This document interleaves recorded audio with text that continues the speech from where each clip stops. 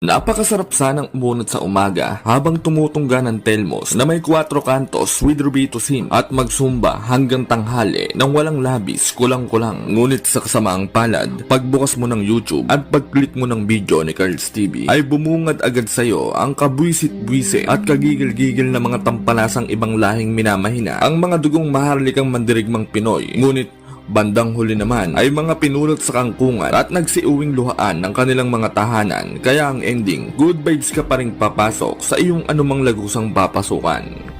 Hindi na bagot sanay na ang ating mga mandirigmang Pinoy sa mga kaanimalang kayabangang ganyan, kaya baliwala na lang sa kanila ang mga ganitong sitwasyon. Bagkus ay natatawa na lamang sila at mas lalong nag-aapoy sa kanilang training para sa napipintong patayan at bugbugan. Kagaya na lamang nang nangyari sa kababayan nating si Andrew Pasiones. Bagong sibol na boksingero pa lamang ito mga kaibigan at 17 anyos pa lamang na kumbaga sa bulbul balahibong daga pa lamang ito.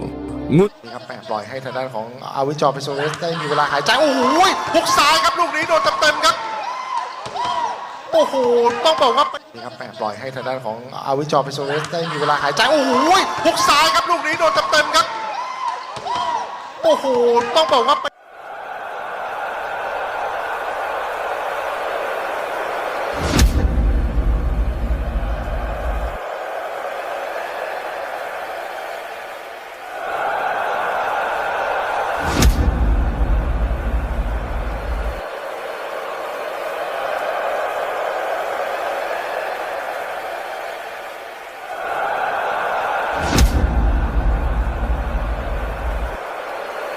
Ngunit sa kasamaang palad niya po ay hindi rin niya po ito nakaligtas sa mga hambog at tampalasang mahilig sa insaladang animal na ibang lahi. Dahil sa naging laban niya lang naman po nito kontra sa Thailander na si Sarawut Yamtong, weigh-in pa lamang ay gusto ng pulbusin at dikdikin ng Pinoy ng hambog na Thai fighter na tila minamahina at winawalang kwenta ang ating patpating kababayan na di umano ay pinaglihi sa kawayan na hindi naman inurungan at pinalagpas ng ating bidang pambato. At talaga namang tinapatan ang kaanima-animalang ipinapamalas ng hambog na Thai boxer. Halatang nagpapakyut at nagpapapansin lang sa mga modelo Akala mo naman talaga, igop. Bago ang kanilang laban ay puro talak na agad ang lumalabas sa bungangang may kulanin ng hambog na Thai boxer na ito mga kaibigan. May pa-post pa sa social media na nasobrahan daw sa margarine ng ating kababayan at kinulang naman daw sa vitamin B69 at keratin dahil mas marami pa daw ang tadyang at kalansay kaysa sa laman at pityo nito. At hindi daw porkit bata pa ito ay kakaawaan niya na daw ito at bibigyan ng partida. Pubunutin na daw agad nito ang papasimulang pagtubo ng ugat nito at talaga namang kakalbuhin para ipamukha sa kanya na mali ang kanyang tinahak na landas nang sa gayon ay makapamili pa siya ng kanyang tunay na landas na tatahakin. Mag-drawing na lang daw ito o di kaya mag-welding. Sinabi din ito na tapos na daw ang panahon ng Pinoy sa boxing dahil wala na nga daw si Manny Pacquiao at tumulong na lang daw tong magtanim ng palay sa talahiban at mga mote nang ito ay magkaroon ng pakinabang. Dagdag pa nito ay bagitong-bagito pa daw ang ating bidang binatang halimaw at may gatas pa nga daw ito sa kulani. Umatras na nga daw agad ito hanggat maaga pa at maglato-lato na lang sa may kanto. Palabasin na lang daw sa media na bumagsak siya sa GMRC at kailangan mag-summer class o di kaya naman sabihing pinulmon niya't nagkalamig sa baga dahil sa matinding training o pwede rin daw sabihing sinipon daw sa utak.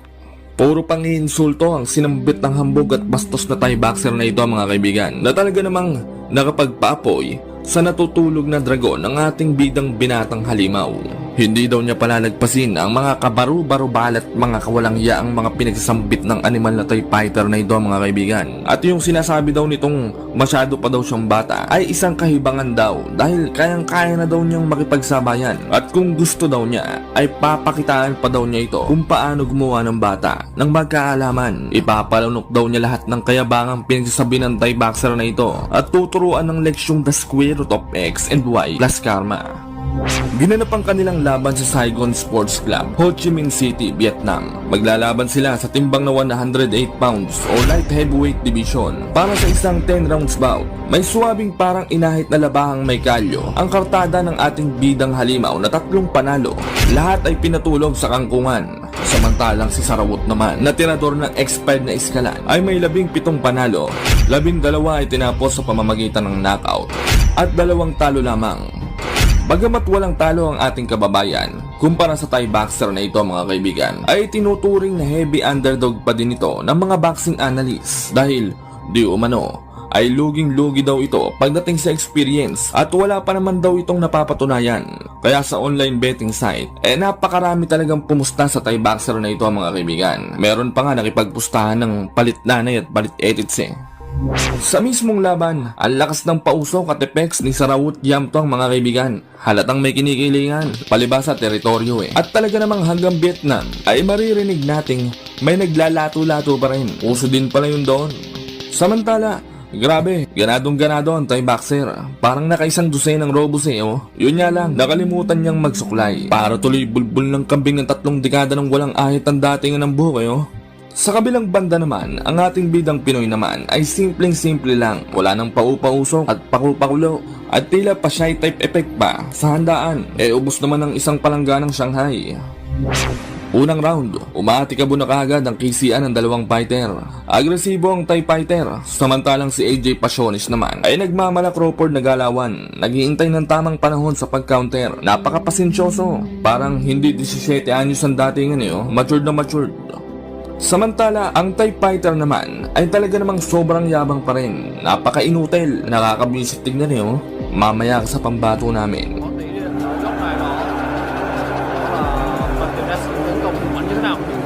Thái Lan cũng cho thấy mình không phải giằng bừa với những tình huống đã đòn vừa rồi. Ở đây là một trận đấu mà hai võ sĩ sẽ thi đấu đến 10 hiệp đấu.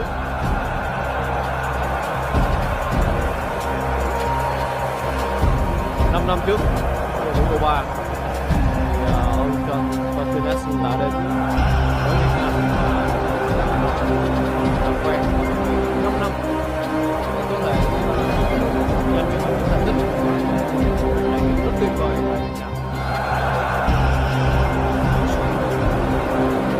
Tiếp tục gắn bó lâu dài và tiềm năng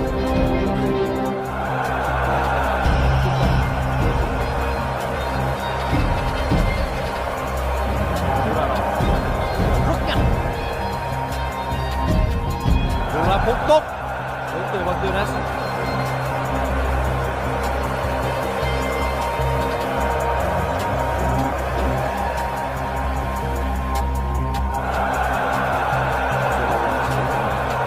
Trái Kubanisat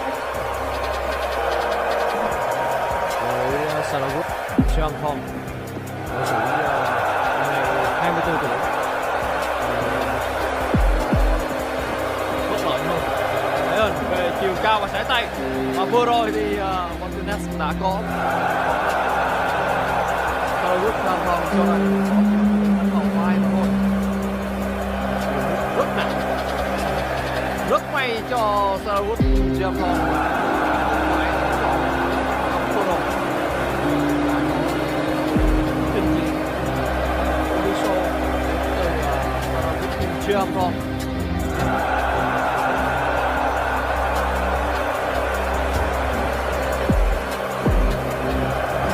Rất tốt, đó là những cú đánh cực kỳ biến hóa đa dạng từ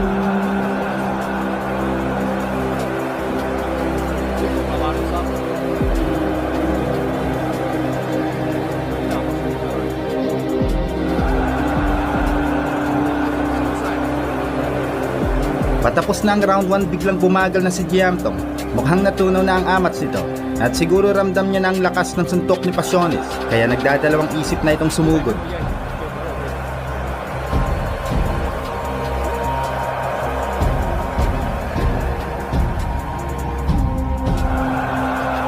Giây cuối cùng cũng là một sự chủ động tấn công của Pasiones.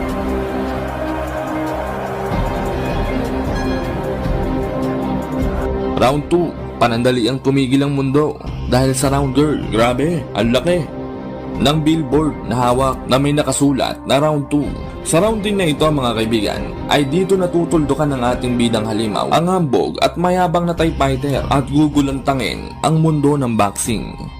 Tục đến với hiệp đấu thứ hai, trận đấu giữa Pasiones Philippines và người đang thi đấu và tập luyện tại LSC. Đối đầu với võ sĩ cũng khá là dày dặn kinh nghiệm của quốc tế là Sir Richard thôi.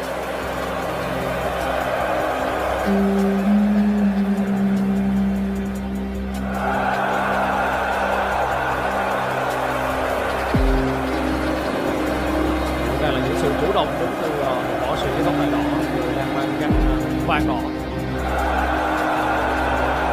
Chủ động tận hưởng tốt của Mercedes.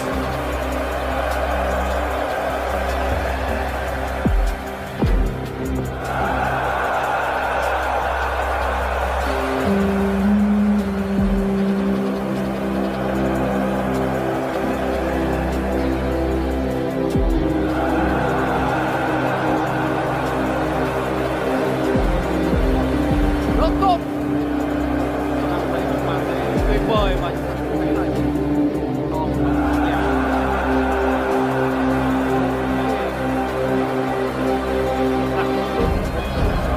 Trang họ còn đó là một sự tập trung cực kỳ chuyên nghiệp. Đây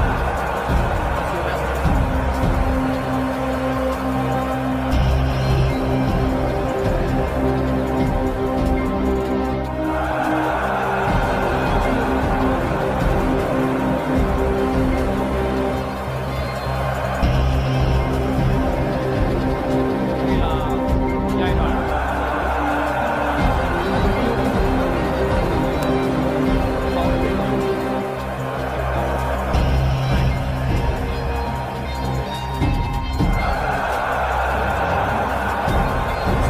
và đây là một cú đập và đây là một cú đập và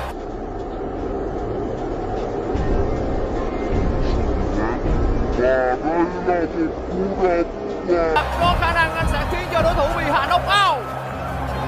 Những bước chân loạng choạng và đứng không.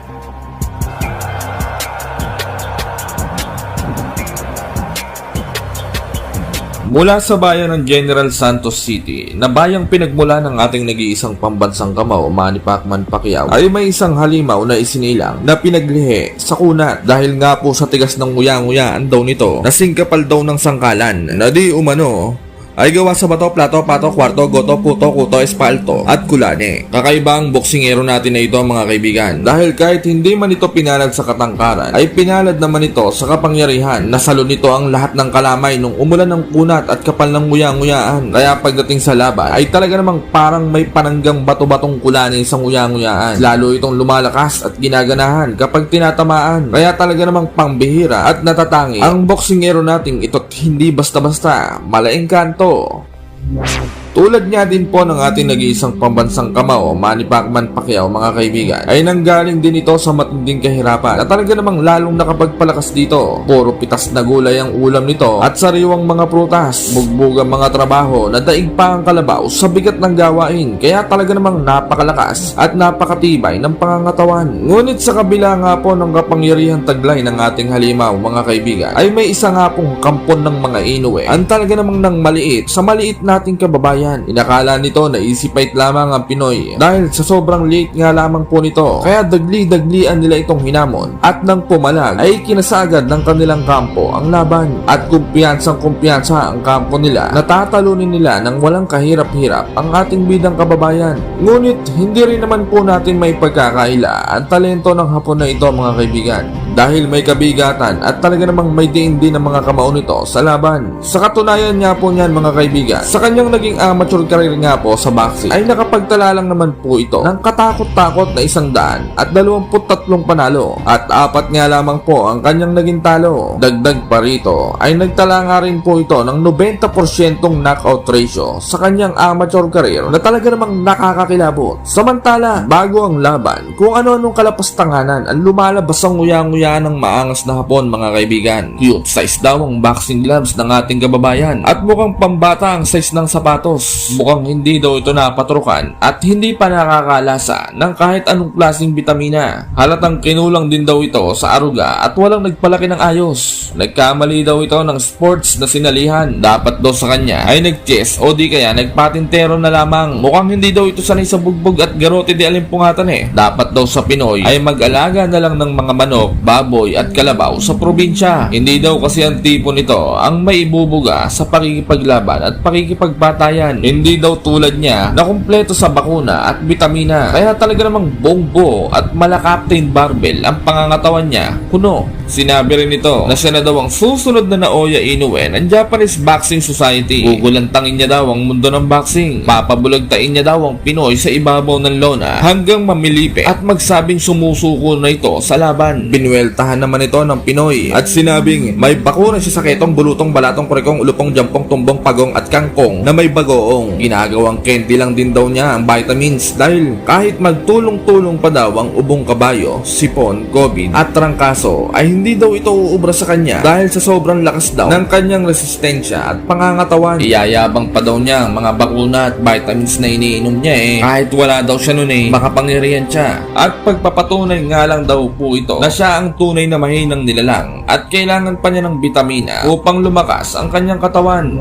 Kasabay ng pamamasada ng unggoy para sa kanyang pamilya, ika-13 ng Mayo taong 2023, tuluyan ng naigasa ang laban ng Vince Paras alias J. Vince kontra sa Hapon na si Ayumu Hanada alias Longnose at Vice Grip na tirado ng sinarsyadong Salagubang. May malinis na kartada ang Hapon na 13 panalo, 11 ay tinapos sa pamamagitan ng knockout at walang bahid ng anumang talo. Samantalang ang Pinoy naman ay may 15 panalo, 10 ay tinapos sa pamamagitan ng knockout at 1 talo lamang.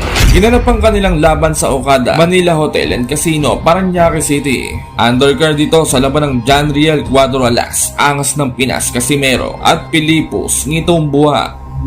Unang round, dinadaan sa haba ng Hapon ang laban. Ngunit mahahalatang hindi ito tumatalab sa malamarmol na panga ng Pinoy. Walang calcium. It wasn't that bad. Come on.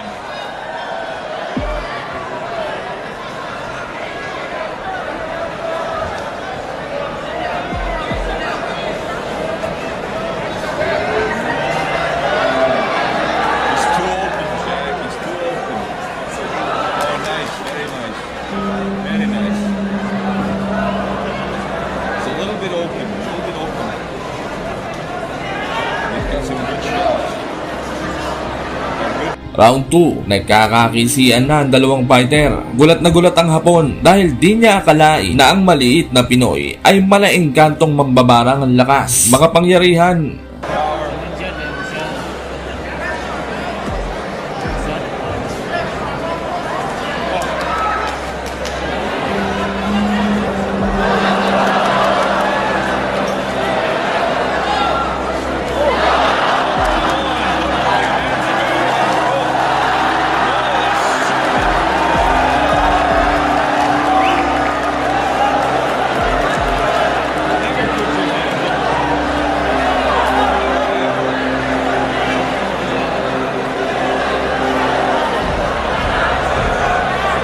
You're no Muhammad Ali. Don't put your hands on the ropes.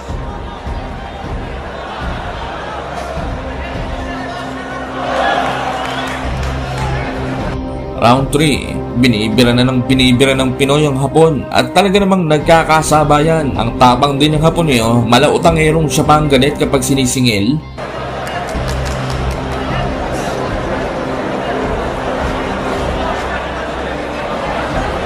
Come on, Jumbo Celeb. Live up to your name.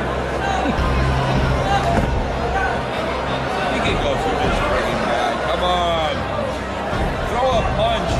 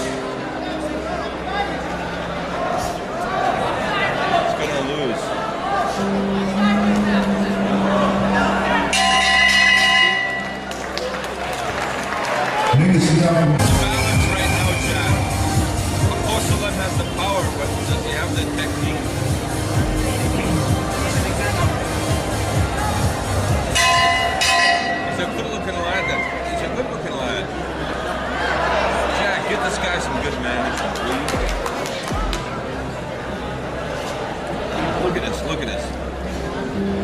Look at this.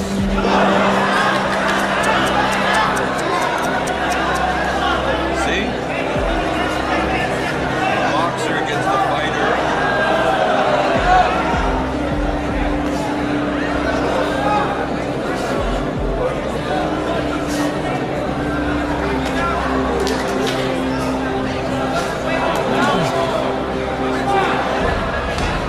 That's it. You got the power. Come on. Come on. Give him your power. Give me your power. Round 5, parang nagtitipid na ng gasolina ang Hapon. Hindi na ito masyadong kumikisi. Samantalang ang Pinoy ay mahiyamo kunehong nakarobos, bomba ng bomba. You have the power. No boxing, fighting.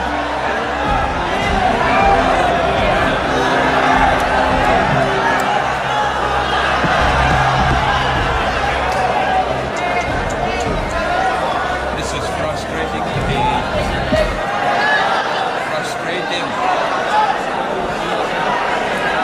The best man is not going to win this fight. Come on, hit him!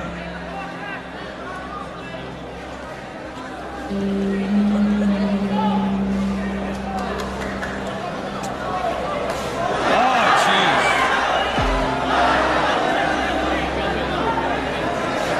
He's taking too many punches for the good punches he's getting. He needs a better trainer. He needs to switch trainers. I like it. He's strong and he's got a heart. He's got a heart. Come on. What, Mom? What'd you say, Mom?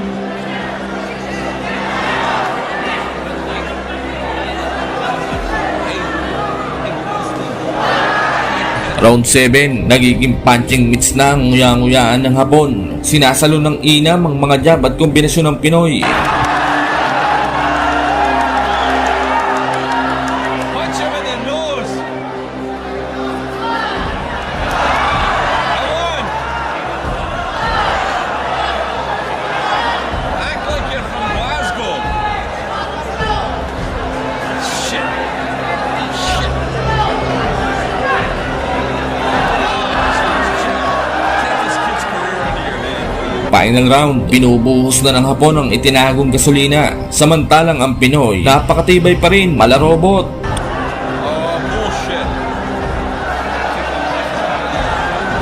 Come on, Uncle Salam, he's ready for you. You gotta land the punch, baby.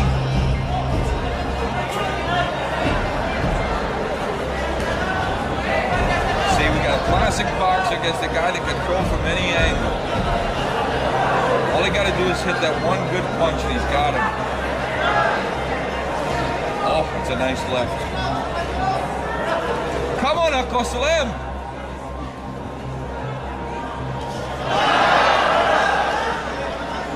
He looks good. Oh, he looks much better than before. Samantala, itinanghal na panalo ang ating kababayan at napayakap ito sa kababayan ng Hapon na chicks na animoy gusto rin itong kalabanin ng banayad at dahan-dahan.